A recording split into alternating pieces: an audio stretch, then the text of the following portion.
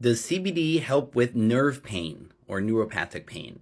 Yes, there's some good evidence there, and also I have some other molecules that I would recommend.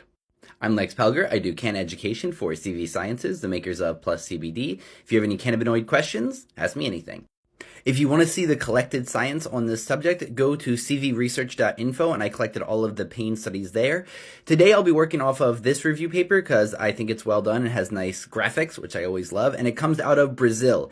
And Brazilian researchers are just leading the way in terms of very practical, clinical studies on how to use this stuff in the real world. They're not wasting their time with a whole bunch of more mouse studies when that's been proven enough. They're giving it to people and seeing what combinations work.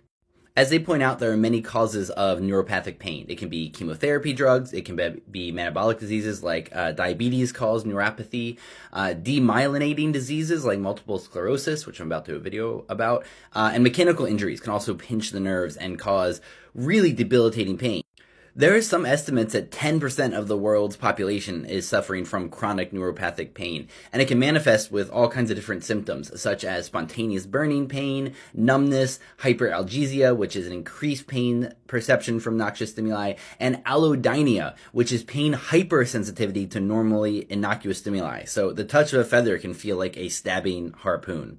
Here's a diagram of what's going on because these are nerve pain problems. So it takes nerves to carry the signal. And so the red line is the ascending pain pathway from the periphery, from the body, and the blue is the descending pain pathway that goes down. And so you can see there are cannabinoids across almost this entire ascending and descending pain pathway. And so all along the way, it seems like cannabinoids can be down-regulating the pain signals coming through.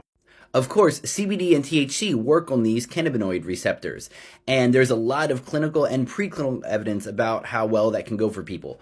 Of course, it doesn't work for everybody, but it can be worth trying. The other thing to note is that CBD and THC don't only work on the cannabinoid receptors. In this paper, they talk about how they also work on the TRPV1 receptors. Those are noxious stimuli receptors that are very widespread as well, and seem to be a big part of what makes the cannabinoids work. They also work on serotonin pathways and opioid pathways, and so it's not only the cannabinoid system where it seems to be helping.